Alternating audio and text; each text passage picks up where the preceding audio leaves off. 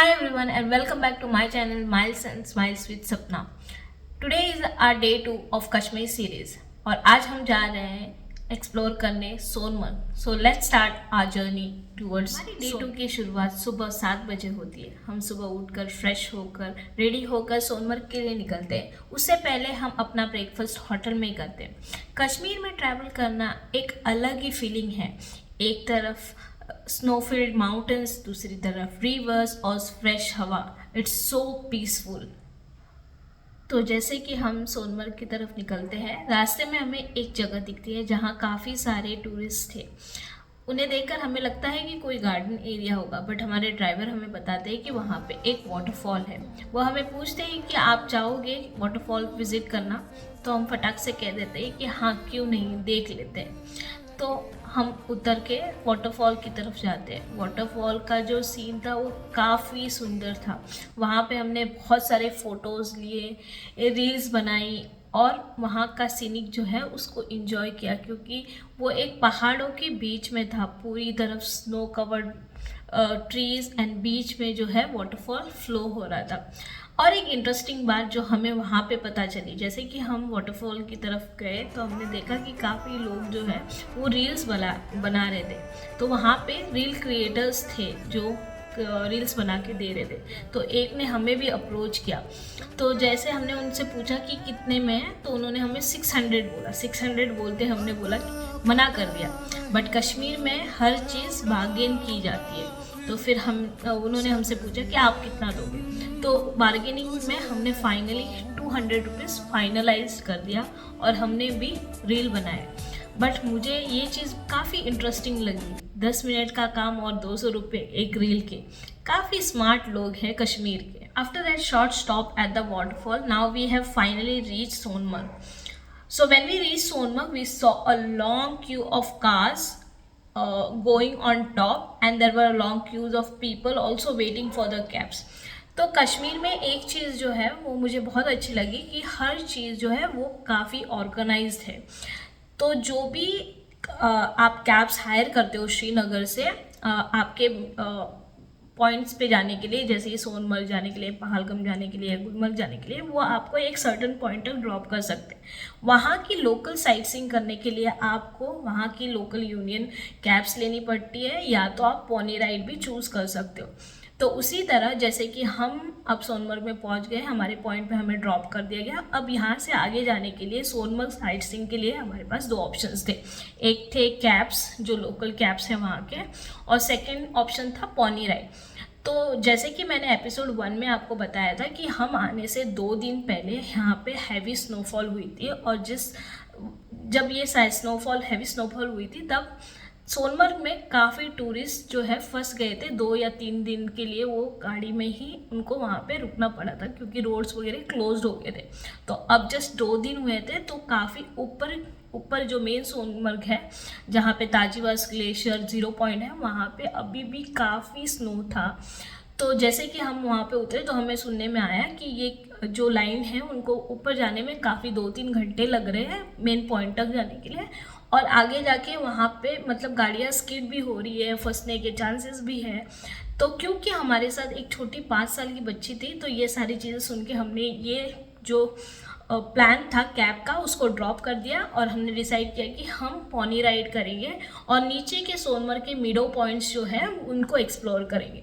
अब अगेन कश्मीर में हर चीज़ जो है वो बार्गेनिंग स्किल्स है. तो कैब्स अगर आप लेना चाहते हो तो वो अराउंड 3500-4000 कोट करते हैं, आप 2500 तक ले सकते हो. उसी तरह पोनी राइड के लिए जब आप पूछोगे, जैसे हमने उनसे पूछा पोनी राइड के लिए, तो उन्होंने हमें 2500 कोट किया था. Again bargaining is a skill. तो हमने 1500 में हमारी डील क्रैक की, इंक्लूडेड बूट्स एंड जैकेट्स. सो जो हमें वर्थ लगा उस टाइम के लिए.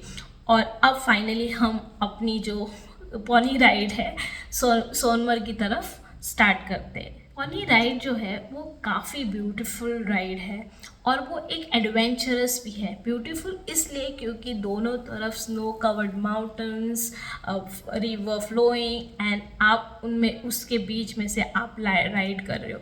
वो जो एक्सपीरियंस है वो नेक्स्ट लेवल का एक्सपीरियंस है. तो हमारा सोनमर्ग में मिडो में फर्स्ट पॉइंट था शतावरी बीच, जो सिंध रिवर पे बना है और जिसके दोनों तरफ जो है स्नो कवर्ड एरिया था।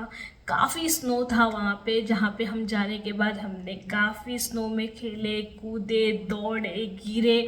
बहुत जो स्नो का मज़ा है वो हमने वहाँ पे लिया। उसके बाद अगेन यहाँ पे भी जो कंटेंट क्रिएटर है, रील बनाने वाले, वहाँ पे भी मिले हमें। और इंटरेस्टिंगली मेरे ग्रुप वाले कोई इंटरेस्टेड नहीं थे, बट मुझे ऐसा लगा कि शायद मैंने एक सोलो रील बनाना चाहिए। और यहाँ पे भी मैंने अपनी बार्गेनिंग स्किल्स दिखाते हुए 200 में एक रील बनाया, जो मुझे लगता है इंस्टाग्राम वर्दी था।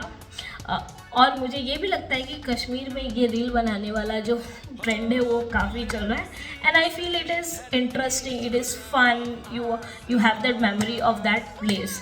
सो after that we also have seen the nomad village, जहाँ पे लोग समर्स में आके रहते हैं और विंटर्स में वो अपने गांव में वापस शिफ्ट करते हैं। उसके बाद हम एक हायर पॉइंट पे गए, जहाँ से जो व्यू था वो अनबिलीवेबल था, mesmerizing था।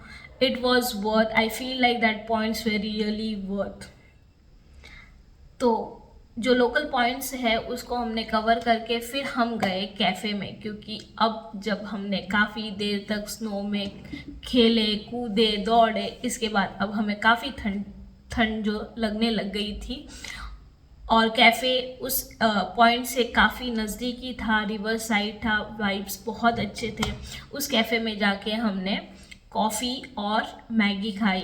सच बताऊं तो इतने अच्छे मौसम में स्नो के बीच हॉट कॉफ़ी और उसके साथ मैगी, उसका तो मज़ा ही अलग है, उसकी फीलिंग ही अलग है। मैं बता नहीं सकती जो फीलिंग है। आप बीच में स्नो कवर्ड एरिया में बैठे हो, रिवर साइड, और hot coffee and your Maggie is our next level, and the cafe was also giving a very cozy vibes। Sonmarg के बारे में सम इंटरेस्टिंग फैक्ट्स। सोनमर्ग का मतलब है मिडो ऑफ गोल्ड, जो अपने ब्यूटीफुल लैंडस्केप के लिए फेमस है, जिसमें ग्लेशियर्स, रिवर्स और फॉरेस्ट शामिल है। सोनमर्ग अमरनाथ यात्रा के टाइम पे एक इम्पॉर्टेंट बेस कैंप भी है। उसी तरह सिल्क रूट के ज़माने में सोनमर्ग गेटवे था जो इंडिया और चाइना को कनेक्ट करता था। सोनमर्ग का सफ़र एक अनफॉरगेटेबल एक्सपीरियंस था। स्नो, एडवेंचर, नेचर और ये ब्यूटीफुल वाइब। आपको ये जर्नी कैसे लगी कमेंट करके ज़रूर बताना।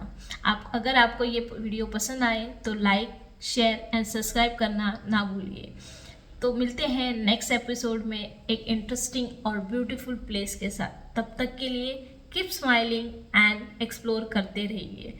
Bye bye.